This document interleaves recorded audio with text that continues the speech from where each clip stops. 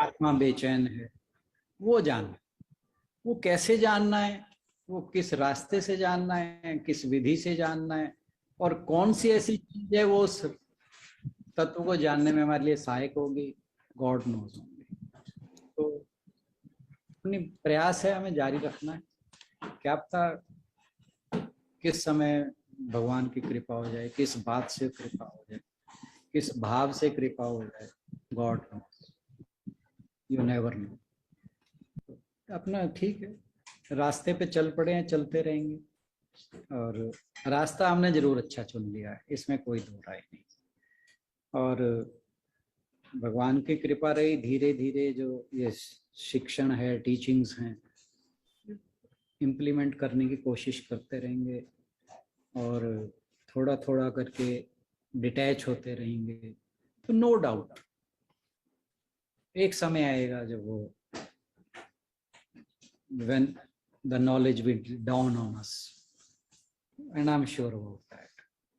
होगा कब, I don't know. Sir अभी तो गाय गाय की तरह ना खाए जा रहे हैं, अभी जुगाली करने का टाइम आएगा।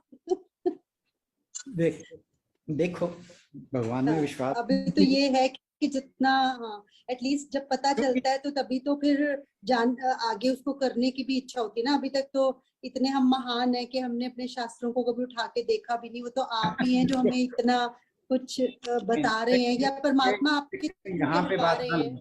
यहाँ पे बात डिटैचमेंट जो है, पहले हमें सुन रही मेरी आवाज आ रही है? आवाज तो आ रही है पर साथ में डिस्टरबेंस बहुत है, but still we are able to listen you. हाँ, मैं कहना चाह रही थी कि डिटैचमेंट जो है, अब डिटैचमेंट सुन के ऐसा नहीं लगता कि कुछ गलत है। पहले अगर हम सोचते थे कि किसी चीज से ऐसा कुछ लगता था, तो लगता था कि सब लोग कहेंगे कि अरे इसको कोई अटैचमेंट ही नहीं है, या मतलब वो एक नेगेटिव पॉइंट, हम खुद भी उसको नेगेटिव मानते थे। बाकी लोग तो खैर रूटीन में, आम पब्लिक, अगर हम आम लोगों की बात करें तो उसमें डिटैचमेंट का मतलब होता है कि आपको किसी के साथ कोई अटैचमेंट नहीं है और आप अपने आप को ही समझते हो, जो कुछ भी हो सब कुछ आप ही हो। लेकिन वो डिटैचमेंट वर्ल्डली कंटेक्स्ट में ये बात हो जाती है कि यू आर सेल्फिश। हाँ जी, हाँ जी। तो पहले ये एक फीलिंग थी, मतलब खुद को इस चीज का गिल्ट होता था अगर किसी टाइम लगता था कि चलो कोई बात नहीं, तो हर एक की अपनी जिंदगी है। बट अब एटलीस्ट ये है कि डिटैचमेंट वर्ड का मीनिंग प्रॉपर समझ में आ गया।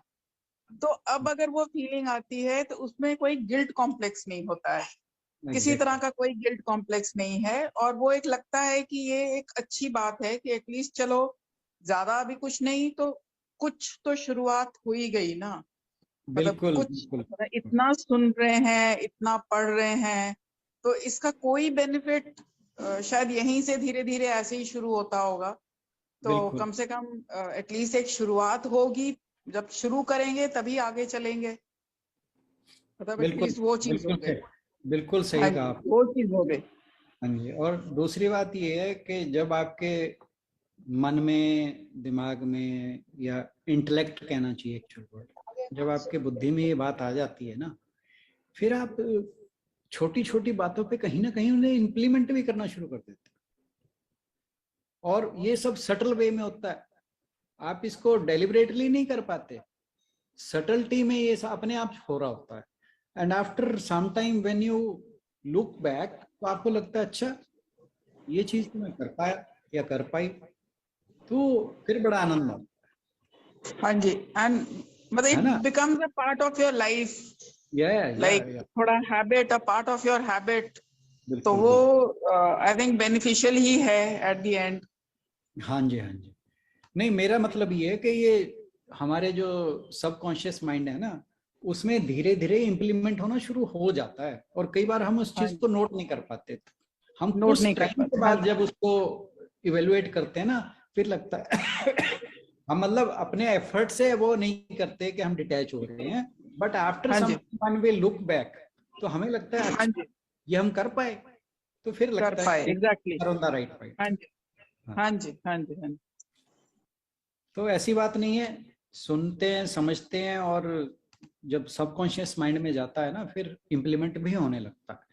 हालांकि मैं हमेशा बात कहा करता हूँ कि ये यात्रा जो है ना थोड़ी लंबी है, कठिन है, गृहस्थ के लिए बहुत कठिन है, तो बाधाएं बहुत हैं, बट हमारे जो प्रयास हैं अगर वो जारी हैं, चाहे ये है कि फुल ऑन नहीं है वो, जैसे गुरुजी ने शिष्य की बात की थी उस तरह के नहीं भी हैं, तब भी सटल लेवल पे चेंजेस होते रहते हैं। और हमारी जो आध्यात्मिक यात्रा है वो धीरे धीरे आगे को सरकते, हम बढ़ती नहीं कह सकते, कम से कम सरकती तो कह ही सकते हैं। तो हमारी यात्रा सरक तो रही है, तो उसमें कोई संदेह की बात नहीं है, और निश्चित ही हम आध्यात्मिक मार्ग पर आगे बढ़ रहे हैं। हम जब आज से 2-4 साल बाद अपने आप को उस टाइम पे जाके इवेलुएट करेंगे तो देखेंगे कि we have moved on a lot, और यही जो है मेरे ख्याल से अचीवमेंट होगी हमारी, इफ इट इज कंटिन्यूड, यानी वी इफ वी परसीवियर तो no doubt will reach there. और धीरे धीरे बाकी जैसे कहते हैं कि इसके अंदर भगवत कृपा जो है वो बहुत इम्पोर्टेंट है। जब ईश्वर की कृपा होती है ना तो फिर वो उठाकर ऐसे आगे रख देता है। तो ठीक है, हमें मार्ग पर चलते रहना है, बाकी उसने उठाकर आगे रखना है वो उसकी इच्छा पे छोड़ दो। आज पढ़ी ईश्वर की कृपा तो हुई हमारे ऊपर, तभी उन्होंने हमें यहाँ पे लाके खड़ा किया। अब बिल्कुल। आगे का प्रयास हमारा अपना होना चाहिए कि हम बने रहे, अपनी तरफ से पूरा प्रयास करें कि जितना हो सके यहाँ पर आए, बाकी लाने वाले वही है हर रोज। बिल्कुल बिल्कुल। सर, एक दो शब्दों के साथ ही समापन की ओर बढ़ेंगे। आत्मिक ज्ञान जो पुस्तक हम पढ़ रहे हैं गुरुजी की, उसी में ही लिखा हुआ था, जो आज हमने विचार किया उससे मिलता जुलता है। जो कुछ नहीं जानते उन्हें हम कहते हैं कि सुनो, और जो सुनते हैं उन्हें कहते हैं देखो, और जो देखते हैं उन्हें कहते हैं कि मिलो। मगर याद रखो, ये बाहर का रास्ता नहीं, ये अंदर ध्यान देने का रास्ता है। सुनना पहला स्थान है, देखना दूसरा स्थान है, और मिलना तीसरा स्थान है। एक जगह बैठने वाले पहुंच नहीं सकते, आप अपनी मंजिल की तरफ चले चलो। बिल्कुल, बहुत सही कहा। इसी के साथ समापन की ओर बढ़ेंगे। ओम अस्तो मा सद्गमय तमसो मा ज्योतिर्गमय मृत्योर्मामृतं गमय। ओम शांति शांति शांति। हरि ओम। सभी को बहुत बहुत प्रणाम और सभी का बहुत बहुत धन्यवाद।